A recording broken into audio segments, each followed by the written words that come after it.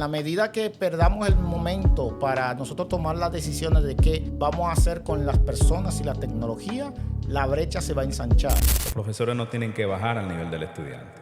El estudiante tiene que subir a mi nivel. Una persona en el futuro con IA va a aventajar a cualquier persona que no tenga la asequibilidad de acceder a estas tecnologías. Que muchos especialistas dicen que la IA va a crear más millonarios que lo que ha creado Internet en los últimos 20, 30 años. Luego viene Industria y Comercio, viene DGI y te dice, ¿por qué tu empresa factura tanto y tú nada más tienes 2 personas? No es tan solo el tema de readecuar leyes, no. Es un tema de readecuar mentalidades. Federico, por ser pacientes. Eso es La digitalización de la economía es un proceso indetenible y los cambios que se han ocurrido en los últimos 5 años pues han acelerado ese proceso de digitalización. Arturo López Valerio, el CEO de Tabuga, nos acompaña en nuestra sala de conversaciones para hablar justamente de su más reciente informe de perspectiva de la digitalización en la República Dominicana. Amigo, ¿cómo estás? Muy bien, gracias a Dios. Gracias por la invitación. Qué bueno, qué bueno. Hace unos años que estamos dando, no tumbos, porque el que da tumbo no tiene orientación, sino encontrándonos en diferentes escenarios. Yo le digo alineando planetas. Exacto, alineando planetas. Y ahora alineando IA. Bueno. Porque ese es un planeta, es un gran ecosistema. Totalmente. El de la IA. Cuéntame, hermano, este estudio que ustedes han realizado en Tabuga, ¿cuáles son los principales hallazgos y avances con relación a otras investigaciones que ustedes realizan? Fíjate, gracias. Tabuga desde un principio tiene ya diferentes unidades de negocio. Ya la empresa cumple 15 años en el mercado, lo cual para los parámetros de sobrevivencia de las MIPYME es... Por 13 lo superaste, sí, 13, 12 por ahí. Bastante. Y básicamente a través de nuestras líneas de negocio hemos siempre buscado aportar primero a nuestro ecosistema de clientes y luego también al mercado. Recuerda que por lo menos a nivel personal ya tengo una trayectoria de casi 30 años en el mercado. Hemos visto cómo digitalmente el mercado ha pasado de 100,000 usuarios conectados a Internet a más de 8 millones. Y eso implica posibilidades digitales no solamente en el país, sino fuera del país. Dicho esto, nos hemos concentrado a través de una división de investigación que se llama Tabuga Intelligence. Y esto proporciona datos de la economía digital que nos ha provocado publicar libros como Economía Digital, Motor de Cambio para la República Dominicana, que ya está viejito, fue en 2022. En su segunda edición, ahora esperamos el año próximo lanzar la tercera. Y nos llevó a hacernos otra pregunta. ¿Qué podemos hacer para no solamente colectar información, sino convertirnos en un referente de información local, no solamente para el país, sino para el tercer sector u organismos internacionales? Y ahí es donde surgió la idea del think tank. El think tank de Tabuga básicamente es la unión de los diferentes vectores de investigación, pero al mismo tiempo fuente de datos y nuestra capacidad relacional a través de los años para conectar con los actores clave, pero al mismo tiempo hacer las preguntas necesarias para tener información neutral. Tú sabes que estamos en una época de narrativas. Sí, claro. Y lo importante, y como lo dices al principio, con tanta IA, la IA se alimenta de la narrativa primero. Exacto, entonces, sí. ¿Dónde están los datos? Entonces, como organización nos dimos cuenta que nuestro aporte a la sociedad a través del think tank es poderoso, porque nuestra capacidad de procesamiento, análisis y conexión, primero decidimos convertirla en un formato multimedia. En vez de hacer un estudio, publicarlo y después hacer entonces un formato, decidimos hacerlo al revés. Y a partir de ahí entonces nace T al cubo, que es Tabuga Think Tank, o sea, las 3T. Sí. En donde empezamos las entrevistas, realizamos los análisis, eso fue desde junio del año pasado, y nos fue bien en el sentido de que estructuramos la conversación que queríamos aportar al mercado y al mismo tiempo nos apoyamos de la tecnología para poder entonces ayudar a la audiencia y al ciudadano de a pie a poder entender que estas herramientas pueden sumar, no sustituir. Exacto. Y ahí es donde nace Cubo, que es el asistente virtual que sintetiza entonces los resultados de cada episodio. Y a las muestras de público que hicimos entonces, el análisis y la investigación, nos decían, no entendimos nada de esto, pero sí entendimos a la muchacha. La muchacha es el avatar que al final hace el resumen de lo que se habló en el programa, porque hay un elemento fundamental, y es que muchas veces en los formatos multimedia, tú lo sabes porque tienes años trabajando en medios, básicamente les piden a los especialistas, a los analistas, que puedan bajar al nivel de la audiencia.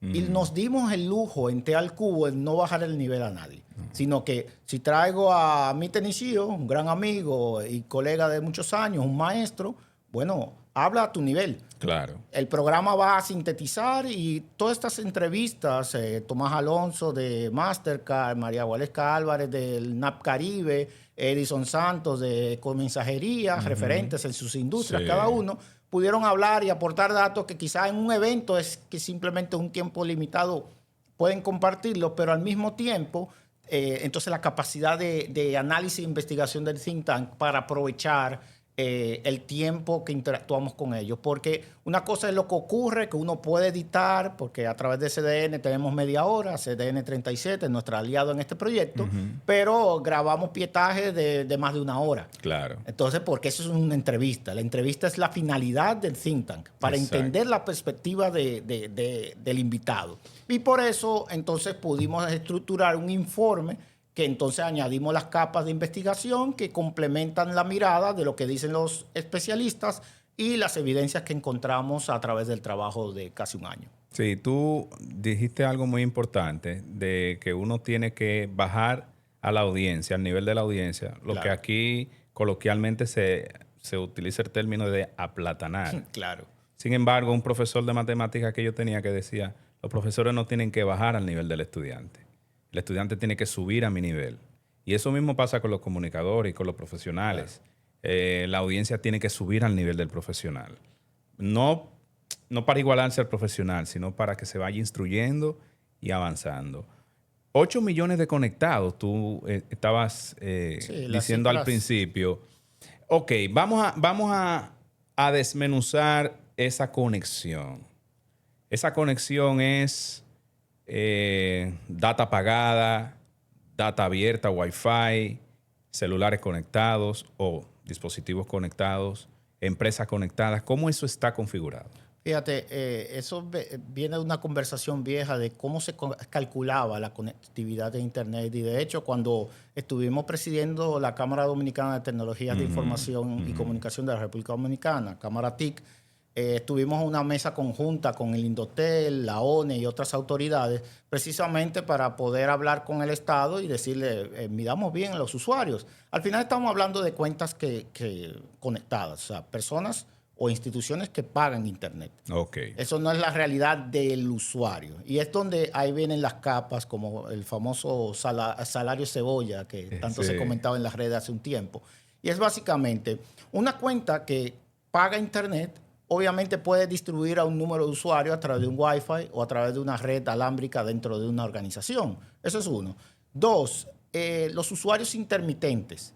Es decir, el usuario que quizá no tiene ni paga Internet, está en su localidad y se conecta a cualquier acceso comunitario y sale de su comunidad y se conecta al edificio o al Wi-Fi de la casa que sí realmente paga Internet. Y es una conexión itinerante. Exactamente. Entonces, ¿qué pasa? No es una audiencia que está constantemente conectada. Y eso es algo que en nuestra experiencia en el sector de la comunicación de marketing, donde hemos apoyado a través de muchos años todo este tema de digitalización, lanzando agencias digitales y también proveyendo al sector, nos hemos dado cuenta de esa intermitencia. Cuando tuvo una audiencia en Facebook, no todo el mundo está conectado al mismo tiempo. Todas las horas en República Dominicana. Exacto. Hay una conectividad que va fluctuando. Obviamente, tú tienes una persona que tiene un teléfono, que tiene una línea paga de LTE, 5G ahora, si está en buena zona en la ciudad, y básicamente está conectado el día entero, hasta en la madrugada. Exacto. Pero hay otros usuarios que no, que sus dispositivos se van conectando de acuerdo a la disponibilidad, ya sea, como mencioné,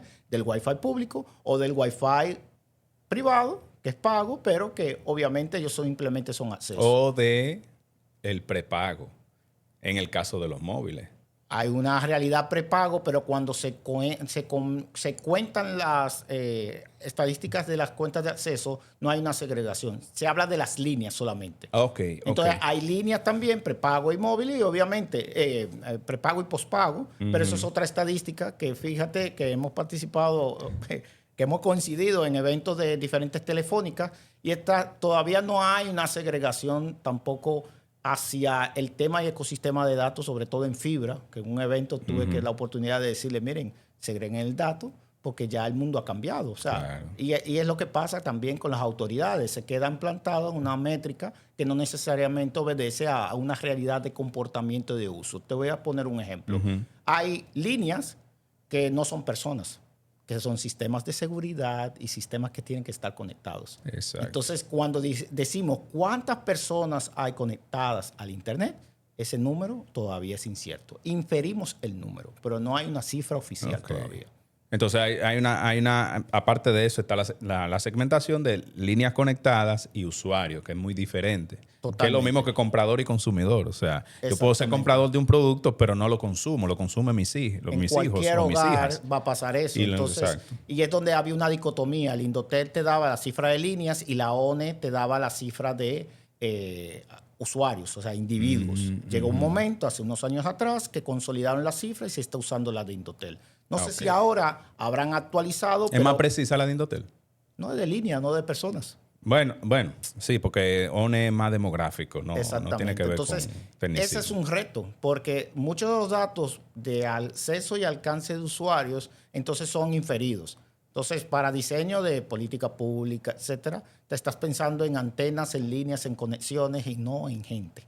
Exacto. Y ahí es donde está el reto grande y una de las brechas que obviamente abordamos en el informe. Tenemos muy buena conectividad por el libro, 85% de cobertura en la población dominicana, pero de nuevo, se trata de una cifra de líneas. Cuando bajamos a las brechas de las personas, entonces vamos viendo de que cada aceleración y cada avance, en el informe le llamamos el momento 1995, porque en 1995 inició el Internet en el país. Ajá. Y eso cambió. Yo Sí. puedo decir, mi vida cambió a partir de 1995. Claro. Mi mamá pagaba esa línea de dial-up y tenía pleitos con ella. Porque ¿verdad? Ella quería usar su teléfono. Y tú querías Y navegar. yo quería navegar en Internet. Entonces, yo creo que ahí empezó el primer conflicto tecnológico Sí. de cualquier dominicano. Claro.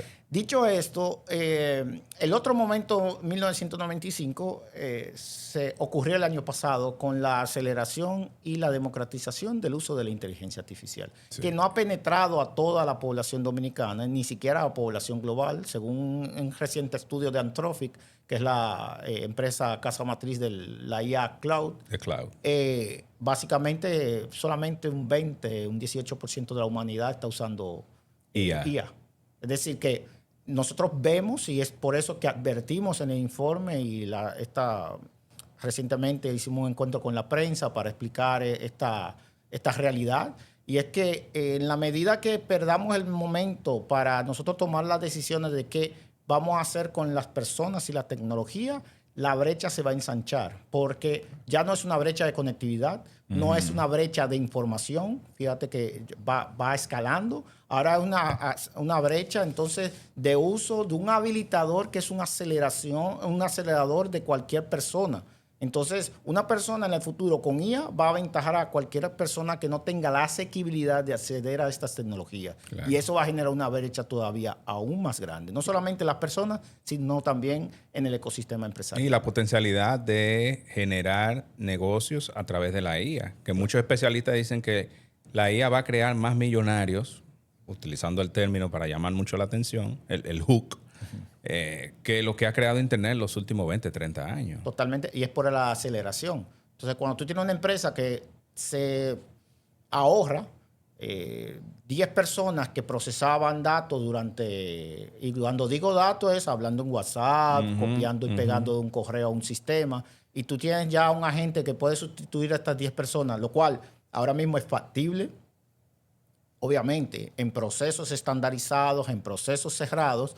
Entonces, tú tienes una diferencia entre una micro, una MIPYME y una mediana empresa, porque la grande tiene otros ecosistemas y tiene que lidiar con una serie de variables de país. Entonces, ¿qué pasa? Yo creo que el país está seguro en ese aspecto por la misma desconexión de sus procesos. Tú no puedes ir rápido en la República Dominicana. No. Porque hay desaceleradores que te bajan la marcha.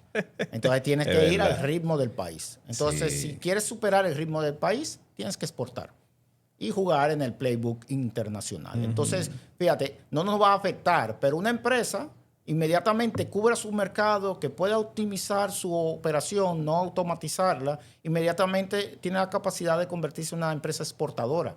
Y de nuevo, esa es otra brecha más, porque luego viene Industria y Comercio, viene DGI y te dice, ¿por qué tu empresa factura tanto y tú nada más tienes 2 personas? Y es una realidad. Exacto. Pasas el umbral y las calificaciones para tú decir si esto es una empresa grande, mediana, no existen para medir una empresa acelerada por IA. Y no estamos hablando de lo que los traders, para que no se confunda la audiencia, sino empresas que digitalizan un proceso, que reciben un input digital y hacen un output digital y que no necesitan ponerle la mano a lo que manejan.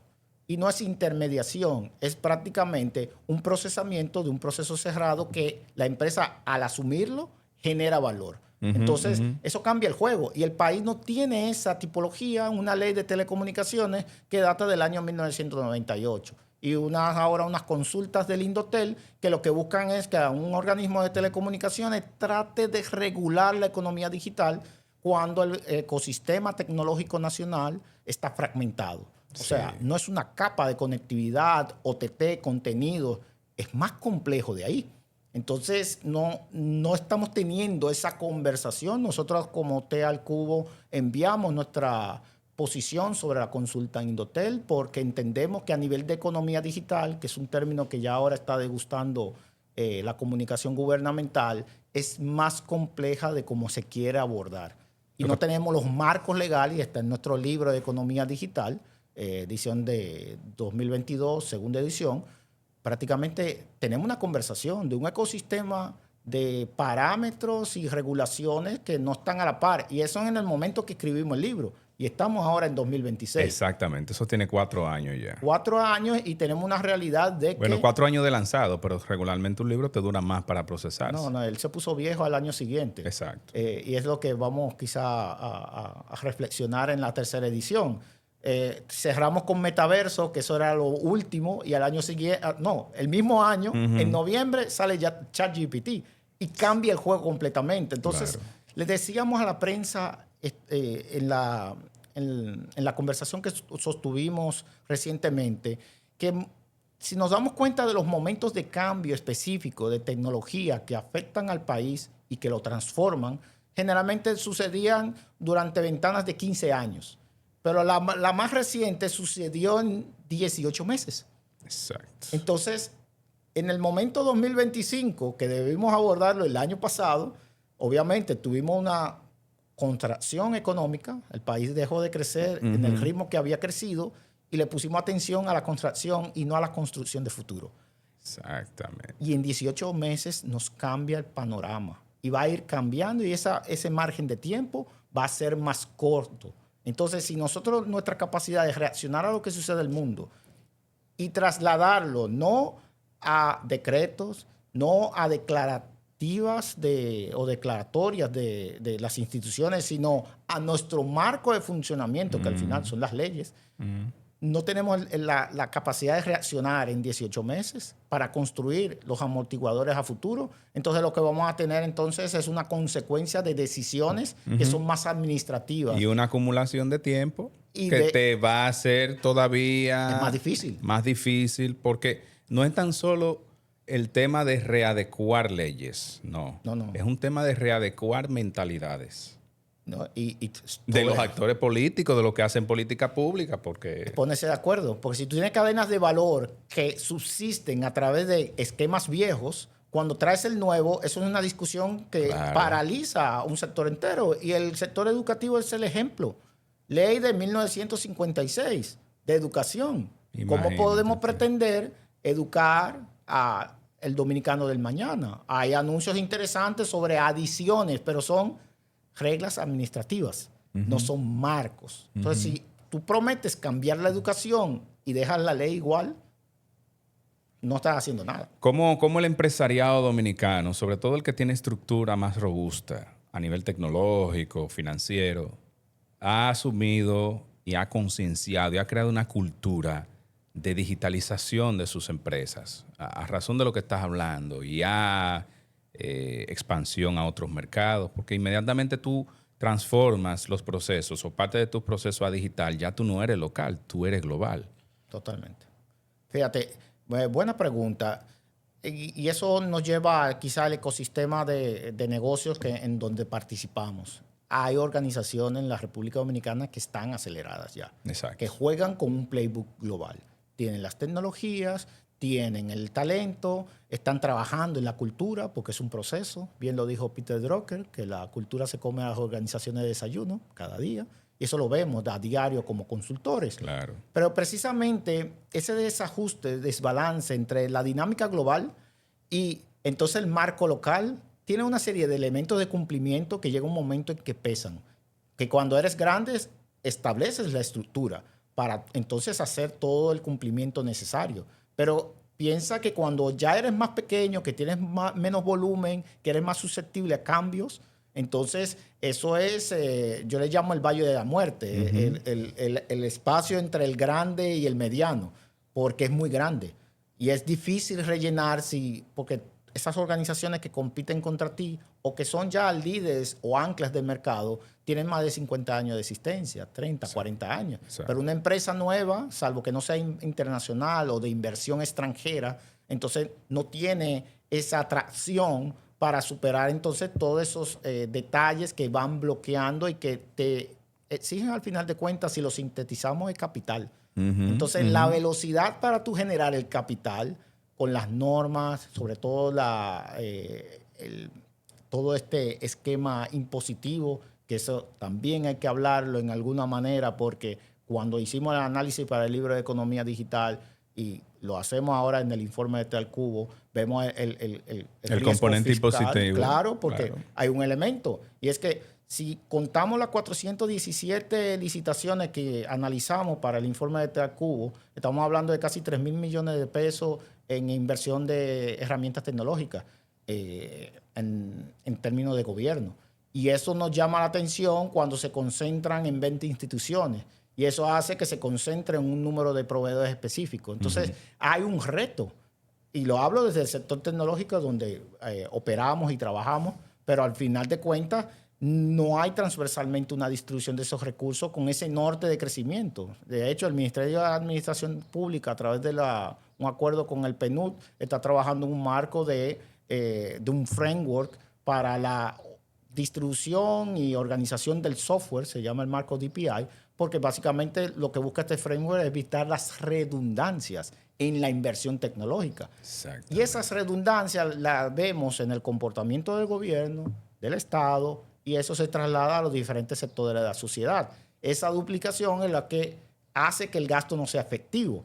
Y ese gasto no efectivo obviamente concentra las oportunidades y reduce las mismas para entonces los nuevos participantes o los actores más pequeños. Entonces, concretamente, tenemos un gran sector que motoriza y cuando pone el pie en una iniciativa apoya, respalda tanto al gobierno como a toda su cadena de valor, que incluye a las MIPYMES, pero la brecha es muy grande. No hay una oportunidad en donde, y es lo que definimos en el informe, para tú poder seguir generando empresas de ese tipo. Entonces, obviamente, te quedas con un ecosistema totalmente cerrado. Eso tiene que ver con la diversidad, entre comillas, de tantas empresas gubernamentales vinculadas a lo mismo.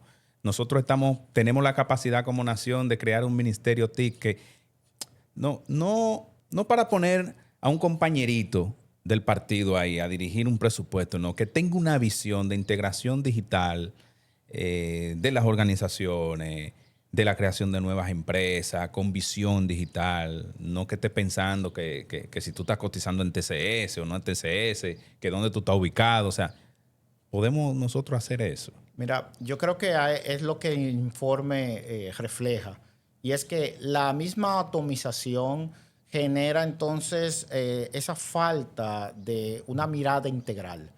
Y no podemos atraer a un actor vertical que solamente mire un elemento como telecomunicaciones a gobernar algo tan complejo. Fíjense que tenemos elementos de muchos ciudadanos quejándose con un proconsumidor por temas digitales.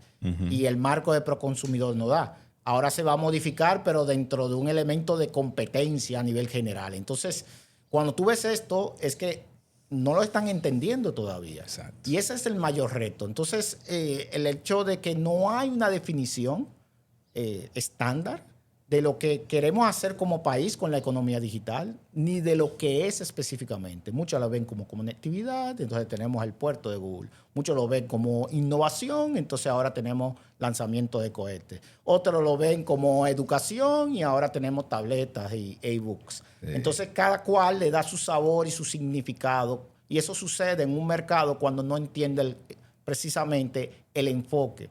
Y es lo que nosotros vivimos repitiendo a los actores verticales, ya sea del sector fintech, del sector seguro, del sector retail, del sector de comunicación de marketing. Y es que no podemos nada más pedir verticalmente soluciones. Tenemos que tener un marco transversal. Y dicho esto, y viéndolo a profundidad, entonces nos lleva también a deconstruir la figura del liderazgo tecnológico. Al final de cuentas, cuando el gobierno no tiene una figura, y no importa cualquier gobierno que ha pasado en la República Dominicana, termina siendo el presidente de la República. Entonces, eso crea una tensión, porque al final las decisiones no van desde una mirada técnica, sino política. Y las decisiones que tenemos que tomar en los próximos 18, 24 meses no pueden ser políticas. No. Porque de cada 2028, entonces... nos da nada más una visión partidaria, lo cual nos lleva al mismo esquema de las cosas que bien comentabas. En el informe, ¿qué hallazgo, qué tema, qué ítem ustedes encontraron que dijeron lo mismo de hace 20 años, lo mismo de hace 10, lo mismo de hace 5, o este tema tiene una oportunidad de sacarle el jugo, de crear oportunidades reales dentro de la economía dominicana a nivel digital? Mira, nosotros encontramos y definimos un concepto que se llama la trampa de los inputs. Y es donde tenemos una serie de factores digitales a los cuales nos estamos conectando, pero esa capacidad de transformar o trasladar a las realidades de las comunidades en el país es donde está el encadenamiento faltante. Okay. Entonces, podemos traer elementos de vanguardia porque estamos cerca de Estados Unidos, tenemos una capacidad a nivel geopolítica, una posición en el planeta privilegiada. Estratégica. Pero al mismo tiempo, al traer todos esos elementos, tenemos entonces los problemas de fondo que no nos ayudan a acelerar. Si traigo una tecnología nueva y digo, ok, necesito abordar la cadena de microprocesadores, que ahí está el ENFIS. El ENFIS que te dice, necesito 10,000 trabajadores. ¿De dónde vamos a sacar 10,000 expertos en microprocesadores? No lo podemos hacer. Nos toma tiempo, nos toma años formar a esas personas. ¿Qué tenemos que hacer? Importarlas. Y prácticamente es un turismo ejecutivo. Traigo profesionales a vivir en el país, la mayoría se puede quedar. Y obviamente cuando alguien llega y toma una plaza, desplaza, valga la redundancia, entonces al talento local. Bueno, pero si el talento local no está preparado, no lo está desplazando. Pero si no lo construyes porque no lo diseñaste, no, claro está. Estás quitándole oportunidades al talento mismo. Al final, ¿qué pasa? Que inclusive el que se prepara prefiere exportar. Sí. Porque en la valoración del mismo talento y lo que recoge el informe, entonces, por ser local, te van a pagar menos. Entonces, termina entonces exportando. Y el que exporta, y lo estoy diciendo quizás sobresimplificado, pero al final un experto en ciberseguridad puede tener 3 trabajos donde se le pide una función y trabaja para 3 empresas internacionales que le paga bien. Claro. Y eso nosotros le llamamos los invisibles.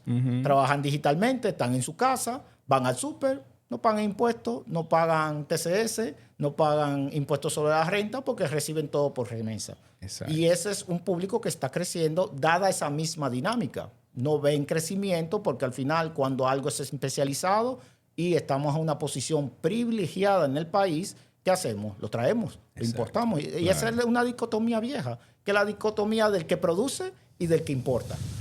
Y esas son conversaciones de fondo, que el informe simplemente las pone a discreción de aquellos que lo lean porque es importante tener esas conversaciones como lo hemos visto en otros países de la región.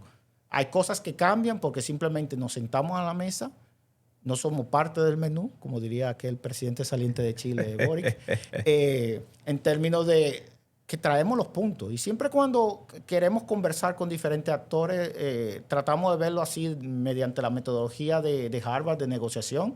Trae tus puntos que yo traigo los míos, porque de alguna manera vamos a avanzar más si realmente homologamos. Y ahí es lo que falta. La homologación entre las realidades globales y las realidades locales. Sí, sí, Cada sí, provincia es diferente. Y yo veo un reto todavía aún más crítico, y es que como tenemos tanta narrativa, no tenemos datos que nos dibujen esa realidad. Y desde el think tank estamos trabajando para ir ¿Tú levantando. entiendes que esas narrativas como que chocan No, dentro porque de la ese narrativa universo? es un presente continuo. Sí. Es esta era de los infómatas. Consumimos información, que demos datos. Y la narrativa suple el dato, pero no lo profundiza, porque su tarea no es profundizarlo. No. ¿Qué pasa en Nagua? Nadie sabe en conectividad. Y de hecho, el mapa del PNUD de desarrollo no se ha actualizado desde la última vez que hizo, ¿Cuándo se hizo la última vez? antes de pandemia. Y no se ha actualizado 6 años después. Y entonces, ¿cómo tú...? Bueno, el PNUD es otra cosa, no Claro, es pero necesaria. era Pero un tú tomas un instrumento. referente, más o menos. Tú ves, lo primero que tú haces en un mapeo como este es que tú identificas el nivel de desarrollo de las comunidades y le vas poniendo capas. Y ese informe que emite el PNUD no lo hacen en coordinación con Indotel, con No ¿cómo se ha llama? vuelto a actualizar. El La mapa de OPTI. desarrollo dominicano está desactualizado, Ah, bueno, ONE y todo eso. incluido. Entonces, ¿qué pasa? Esa fragmentación te lleva entonces a qué? A que se esté tomando decisiones no informadas ni actualizadas a la realidad del terreno. Y el tema, y nosotros que estamos trabajando muy de cerca con investigadores, es el terreno. Tú puedes tomar decisiones desde tu oficina bien tranquilo, pero fíjate que, y es algo importante, como decía Steve Jobs, de hablar con los antropólogos, y también Seth Godin creo que hablaba sobre eso. El antropólogo hace todo. Va, investiga, analiza y luego te redacta el informe. Pero Claro. su mandato es ver aquello que escribe. Exacto. Entonces, ¿qué pasa? Si no tenemos datos del terreno, si vamos a la ONU y le pedimos una serie de capas y las estadísticas no suplen la realidad de lo que necesitamos nosotros para tomar decisiones, que si buscas en la narrativa al amigo Google, como se dice recientemente, y busca lo que nosotros hemos ido mencionando a través de nuestra declarativa a través de los años, estamos diciendo no hay datos para tomar decisiones sobre realidades locales. Lo Claro. traemos sobre un supuesto. Alguien me trae un informe y generalmente hay más data sobre el país fuera del país que dentro del país. Sí. Y eso como unidad de investigación nosotros lo sabemos. Aquí hay una deficiencia enorme en el término en lo que tiene que ver con la investigación. Claro. Porque aquí no se cree en eso. Bueno, lo que pasa es que cuando surge la frase, los datos son el petróleo del futuro, todo el mundo empezó a hacer su pozo. Entonces acá no compartimos datos. Exacto. Y el dato que te puede compartir una institución no necesariamente es la realidad completa. El Estado sabe las realidades. Lo que pasa es que la narrativa te corta entonces la distribución de la información. Y hay leyes de acceso a la información, pero fíjate, aquí la enfocamos para nómina y una serie de elementos que son meramente políticos. Exacto. Lo que estamos diciendo, necesitamos el dato técnico porque si hay una autoridad que no necesariamente en su narrativa va a abordar eso, el sector privado puede, y hay muchas iniciativas hermosas desde el sector privado, de la sociedad civil, que vienen a hacer este contrapeso. Pero si la narrativa te dice al mismo tiempo que todo está bien, entonces, ¿a quién le creemos?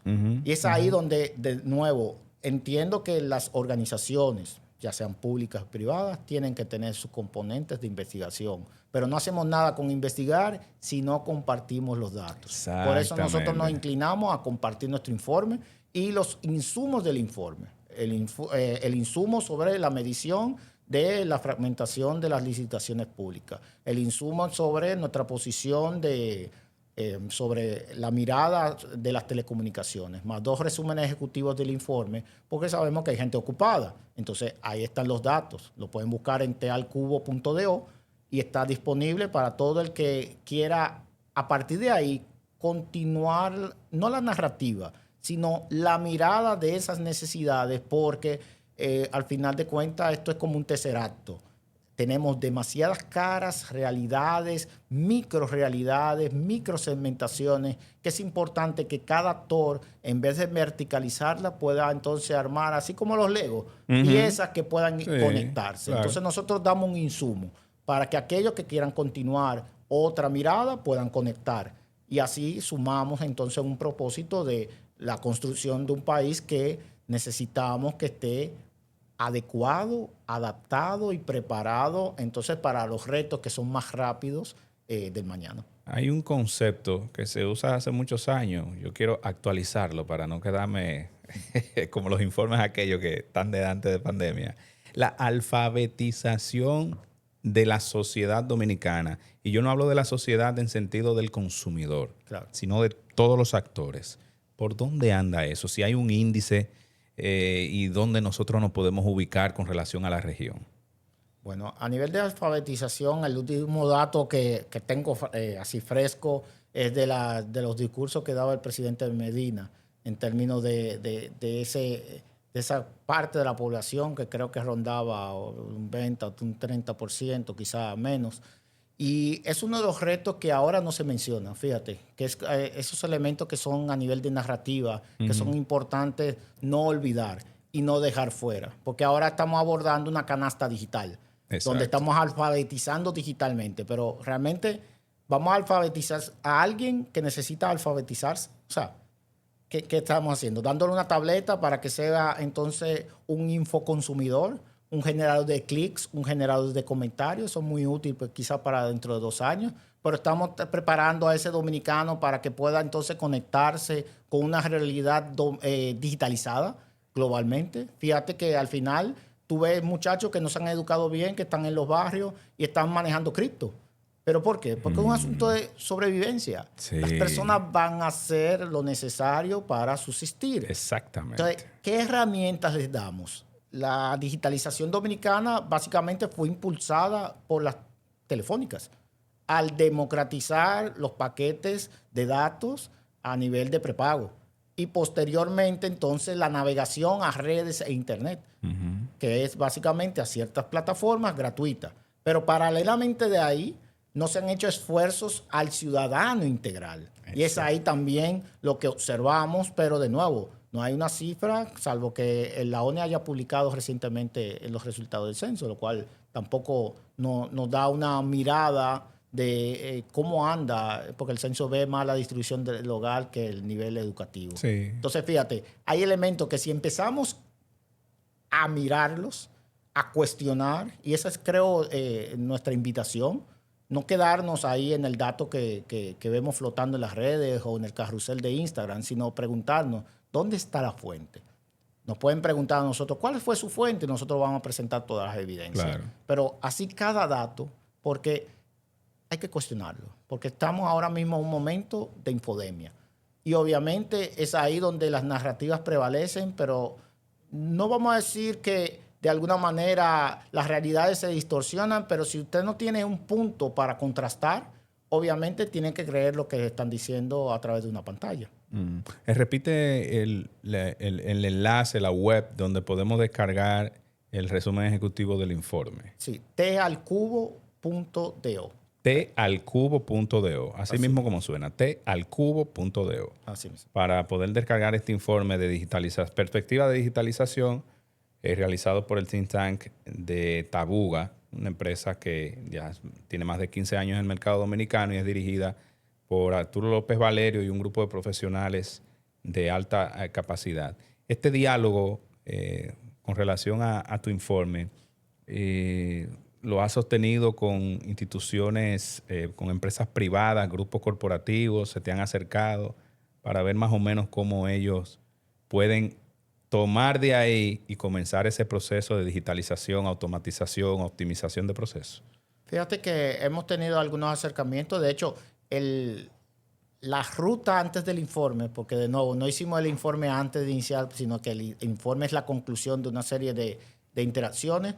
Ya lo hemos tenido con organismos internacionales, actores del sector privado, actores del sector público, porque hemos aprovechado los espacios para poder tener esas conversaciones. Y es increíble, hay muchos espacios para poder conectar, pero de nuevo, si estamos en la misma carril de la narrativa, obviamente no los aprovechamos porque simplemente nos quedamos con el discurso inicial. Y yo creo que hay mucha gente en el país con muy buena voluntad para abordar esas realidades porque son problemas de fondo. Son problemas que hemos estado viendo desde que somos jóvenes y empezamos a estudiar y que hemos visto que literalmente no cambian, que están cimentados en ciertos lugares del país o ciertas conductas en la sociedad, pero no es un problema local. Es un problema regional y global, porque de nuevo las brechas que genera la tecnología van cambiando y transformándose a través del tiempo. A cada segundo. Ya no es conectividad solamente. Y el discurso de la conectividad es necesario, pero no es nuevo. Ya estamos hablando de más de 30 años. La conectividad es el gateo del niño antes de comenzar a caminar. Es un punto inicial. Exacto. Pero ¿qué pasa con los que ya están conectados? Y esa es la pregunta que hay que responder. Ese es el punto. La pandemia, cuando estábamos todos necesitando conectividad, que es importante decirlo, porque el sector de telecomunicaciones pudo recibir ese aumento de un 30% de demanda de consumo, porque todo el mundo estaba utilizando la tecnología. Y cuando digo todo el mundo, que de forma alguna podía tener la asequibilidad para conectarse. Porque muchos fueron de sus centros educativos para aceptar quizás maestros que iban a condiciones en donde vivían que no podían hacer la clase virtual. No. Entonces, y tuvimos ese choque con la realidad, pero no solamente en República Dominicana. Se le dieron cuenta en Estados Unidos y en otras partes del mundo la realidad de las personas que, de nuevo, son los intermitentes, que están conectados porque están yendo a un lugar donde pueden conectarse. Pero cuando tú los llevas a su realidad económica, no pueden acceder a ninguna de estas tecnologías. Y yo creo que es la tarea pendiente. Y es ahí donde me gusta mencionar al doctor Yuval Harari, historiador, que habla bastante sobre esta advertencia de estamos utilizando estas tecnologías, pero estas tecnologías pueden pensar por sí mismas. Pero de nuevo, es todo lo que va a hacer a alguien, y ahí me permito también citar a Frank Herbert, el autor de la trilogía de las novelas de ciencia ficción Dune, que ahora está muy famosa por el cine, y es básicamente, él cita en una parte del libro que los humanos, algunos humanos se dieron su libertad a las máquinas para poder, valga la redundancia, ser libres, pero al final le dieron control a otros humanos sobre ellos. Porque recuerden que la inteligencia artificial, aunque piense, está manejado, administrado por un grupo de poder. Y esto es lo que advierten, y de hecho hubo un foro en la India, yo participé el año pasado y se hizo de nuevo este año, sobre inteligencia artificial, en el cual se hablaba sobre esto. Se define como neocolonialismo. Y es básicamente el poder de que tienen ya muchos elementos en el globo, que no solamente son del norte global, ¿para qué? Transformar la cultura, transformar el lenguaje y transformar entonces los paradigmas. Porque un jovencito que está accediendo a una IA que tiene un contexto totalmente fuera de su ambiente y exógeno, las soluciones que le da esa IA no son de su ambiente. No. Entonces tú ves que hay personas que te salen con una serie de ideas que tú dices, ¿y en qué país que tú vives? Y es porque se están alimentando de esas fuentes de entrenamiento globales que no obedecen a su contexto. Y precisamente en ese mismo nivel de preocupación es porque trabajamos y apoyamos al Centro Nacional de Inteligencia Artificial de Chile. Y esa noticia salió el año pasado y este año asistimos en Chile al evento de lanzamiento de lo que fue el proyecto Latam GPT. Latam GPT básicamente es un modelo de IA que está alimentado con conocimientos y contextos y cultura latinoamericana. Y logramos, gracias a una alianza con CDN 37, que aportó prácticamente 42,000 registros de noticias del país, y paralelamente el Banco Popular Dominicano nos permitió analizar sus libros sobre cultura y patrimonio del país para añadir contexto, y logramos entonces llegar a ser líderes en el benchmark cultural del modelo de lenguaje, con un 16% por encima de toda la región, es decir, de Latinoamérica completo. Okay. Es decir, Latinoamérica tiene un reto de la digitalización de la cultura, que es lo que expuso ese proyecto. Y fíjate, es digitalización. Tenemos los recursos culturales, pero no están en un formato que una máquina lo entiende. Exactamente. Entonces, si no está en un formato que una máquina lo entiende, eso implica que el ciudadano de a pie no tiene un formato consumible.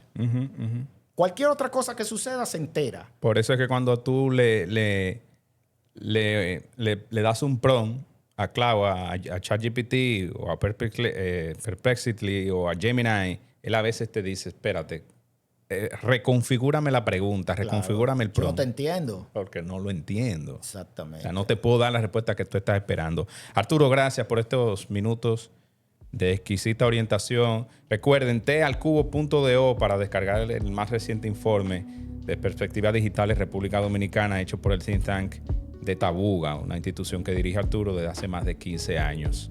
Te reitero las gracias y las puertas de Café Ejecutivo están abiertas para otro diálogo similar.